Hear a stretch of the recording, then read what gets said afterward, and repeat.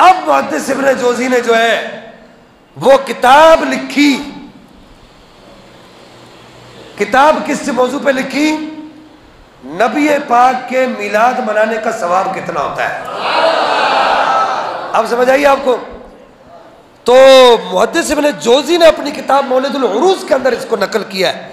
वो कहते हैं रुविया अन बादिस सालिहीन अन्नहु काना यतमन्ना अन यरा नबी सल्लल्लाहु अलैहि वसल्लम फिल मनामी फरआहु। कहते हैं कि बाज़ अल्लाह के वलियों में से किसी एक वली से रिवायत है कि उसने एक दिल में ये बात रखी हुई थी। सुनिएगा, उसने दिल में ये बात रखी हुई थी। ये मैं कोई आपको हदीस नहीं सुना रहा, मैं आपको कोई कुरान नहीं सुना रहा, मैं मुहद्दिस इब्न जोज़ी का अपना तजज़िया सुना रहा हूँ।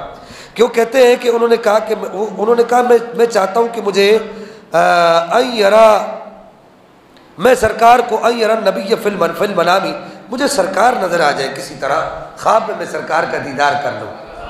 इन आँखों का वरना कोई मसरफ़ ही नहीं है, सरकार तुम्हारा रुखे ज़ैबा नज़र आए।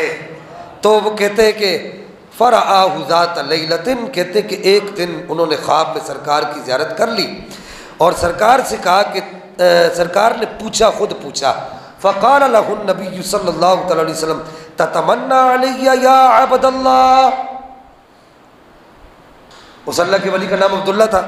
सरकार ने पूछा, कहा कि तू ये तमन्ना रखता है, तेरे दिल में ये ख्वाहिश है कि मेरे लिए कुछ सोचता है, कोई मेरे लिए कोई ख्वाहिश है।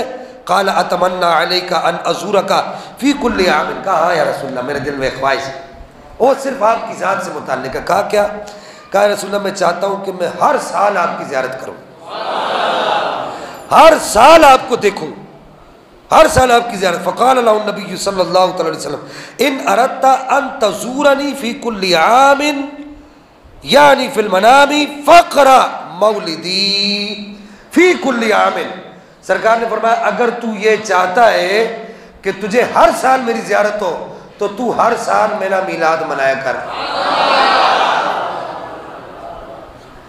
ये मुहद्दिस इब्न जोज़ी लिख रहे हैं।